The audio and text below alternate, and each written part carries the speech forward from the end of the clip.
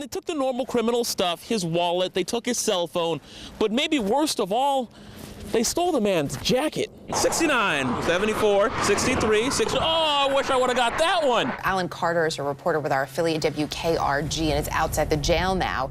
Well, this is where Valerie Patterson is being held after being arrested earlier this morning. Where I'm sitting right now, this was someone's desk, this was someone's classroom. In fact, this was a collection of about 6 classrooms. The other candidate will then have 2 minutes to respond to that same question. And then the candidate who received the original question will then have a 1-minute rebuttal period. That wind is whipping, but Alan's relaxing. Why not? Why not just relax a little bit? You know, it's just a little bit of Mother Nature, guys. You know, we just decided we'd come out here, sit down, and enjoy a hurricane. There are few things that can bring people together like sports, when it constantly feels like it's one side against the other, to either support black lives or blue ones. Why not both? When we can show them we're human, we love the things they love, we're people just like everybody else, and we like to get out in the community and do these things. It's kind of like a unique experience to me to get a chance to play against the police department, for them to take time out their busy schedule to come play against us as well. This certainly was not home court for Mobile police. Come on, get back, get back! And it was no layup. Bob's got it, Bob's got it! But it was real community policing. Okay. Sometimes the most effective way to protect and serve. I think it's an awesome opportunity to see the interaction between the police and youth, and it's a great step toward bridging that gap. However, while it was a competition, when they press on offense, we've got to cut to the middle. At no point was it really competitive.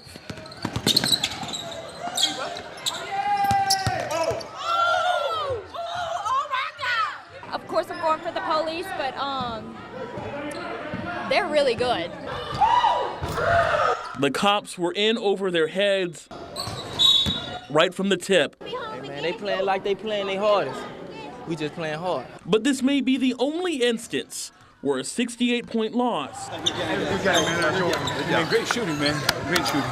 still feels like a win. We wish some of them would come and join the force. You know, somebody asked, did you win or did you lose? Well, if we brought the community closer together, we won. And that was the whole purpose of doing this game today. In Mobile, Alan Carter, News 5. They went out in 6 different teams, scouring parts of Mobile County. Hey, Barry, where are you at? Attempting to serve over 60 outstanding felony warrants. All the warrants we're serving tonight are felonies. These are all grand jury indictments. Anything that comes out of the grand jury is primarily going to be a felony. So we're doing a range from felony theft to distribution of narcotics. In this case on Espadrille Street, they did not find their guy, but instead 2 other men. What's on track marks, man? Those are old. That's not old, it's fresh bruising. In the roadway, of course, we encountered a couple people here that were potentially here probably to purchase narcotics. Subsequent search of them has revealed some paraphernalia and possibly some additional drugs there as well. Is there anything you want to say? What happened, man? Wrong place at the wrong time. With the team we tagged along with, we hit about half a dozen houses. In some cases, finding the suspect. Oh, you promise? I promise you ain't got nothing. Yeah, some bull. I was already on probation since 2015, and they come to pick me up by the warrant from 2013, something that happened before I was on probation. But in others, leaving empty-handed. At this house on Macy Place, Dylan, McCoy, come to the door! deputies nearly busted in the door searching for a suspect. You got about 3 minutes, and we're going to kick your door in. Only to find out the guy didn't live there anymore. Quite a scare for the homeowner pulling up to see this in his yard. I live here, but there's nobody else that lives here but me. Over 60 warrants to serve, and while they didn't get them all, a good dent in a fugitive backlog. The hurt is something Brenda Lacoste feels every single day. He was really a wonderful man, a wonderful husband, a wonderful father, friend. There are no instructions for how to move on after 48 years of marriage, how to cope with losing your life's partner unexpectedly. Not many people can say this, but I wouldn't change anything about our marriage. Vincent Lacoste died 4 months ago, a tear in his heart, leaving a hole in Brenda's. People don't believe in love at first sight, but it was for me. It was on a Sunday afternoon, and I saw this really good-looking guy walk down the sidewalk, and I thought, wow, he is so good-looking. She looks at the photos of when their journey began. I've been getting these out a lot, doing a lot of reminiscing. The physical items keep him close, but sadly, the ones that she values the most were taken from her home. I left at 3, and less than 10 minutes later, my phone rang. It was a security company telling me that my house had been broken into. Last month, the day before what would have been their 49th wedding anniversary, thieves kicked in the door to her home off Moffett Road, taking a jewelry box containing Vincent's watch and 2 rings, one of which his wedding band. They mean everything to me because that's a symbol. You know, the wedding band especially is a symbol of our love. Brenda is hoping that maybe whoever did this understands what they took. And of course, he's gone on to be with the Lord. And, you know, I miss him so much, but I feel like if I could just get back those things, it would be almost like I had a part of him back. And I've actually been praying that way for the person that took it, that God would move on their heart to return it.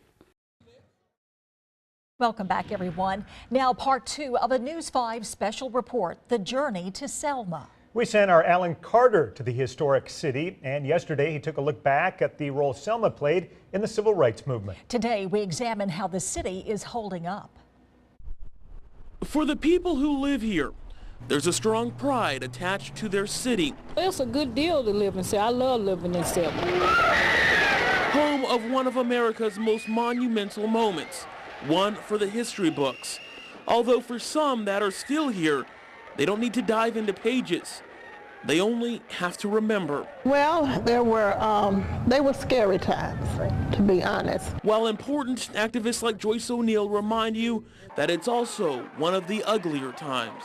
I don't know whether they had been deputized, but they were on horseback. They had billy clubs, they had shotguns, they had rifles, they had pistols, they had everything. And they would stand on the corners to intimidate.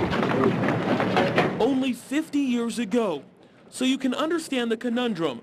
Sure, there's pride, but also a desire to move past. It becomes a real place, a place where people do live and work. It's not just a historical place, but people live their lives here. But coming to a place like this barbershop, try and keep it on the minds of the youngsters, perhaps anybody that walked through the door, where Drew Wells makes sure you can't forget.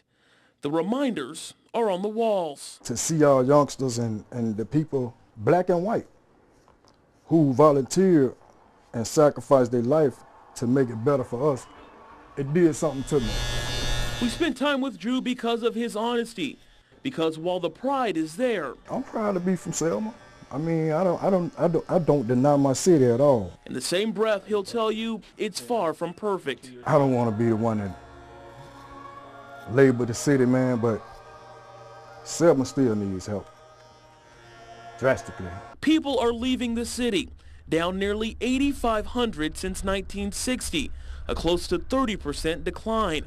According to census data, one of the poorest cities where 31% of the people are below the poverty line. And then there's the crime. These kids are killing like it's funny. And, you know, we need help in that sense, man. You know, that's why we, the generation, my generation, we don't focus on the history too much because we've got too much of the present going on right now. A violent crime rate nearly 3 times the state average. It won't be a Selma in another couple years, man, because all the businesses are going to go somewhere else. You really feel that way? Yeah, I feel that way. For real. All the businesses going to close down and go somewhere else because nobody want to live here because of the crime. The Voting Rights Act was passed because of what happened here in 1965. President Barack Obama probably would not be president if Selma hadn't had the activities in 1965. Kim Ballard is a probate judge of Dallas County in charge of elections.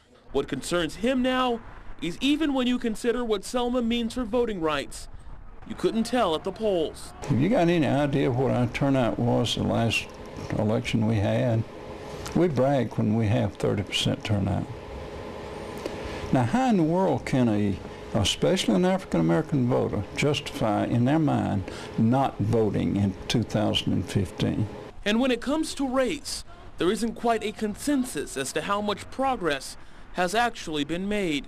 You don't want to forget that. It's very important to Selma, and a lot was learned from that, good and bad. As far as race, I mean, I feel like it's in a good place. I feel like, you know, we all look at each other, and some people may still see color, but I mean, other people, I feel like, you know, they see people. We're certainly not like we were in 1965.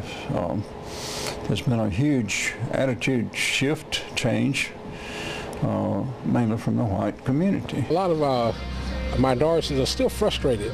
You know, we're still left out of the franchise process, and, you know, like I said, there's a lot of verbal dialogue about, you know, civil rights, but when you get down to the nuts and bolts of it, I don't think there's a whole lot of change. Between the lack of voting and in some cases the apathy, Miss O'Neill just wants people to remember what it was they fought for. The young guys here probably don't really understand what Jim Crow was all about, because if they did, they would know that now they can do a lot more than we did back then. And every year in Selma, people recreate the march over the Edmund Pettus Bridge. This year, they're expecting a visit from President Obama, who will speak the day before the march. Then on March 7th, demonstrators will mark the anniversary of Bloody Sunday. News 5 will be there that weekend and will have full coverage. Reporting live tonight in the newsroom, Alan Carter, News 5.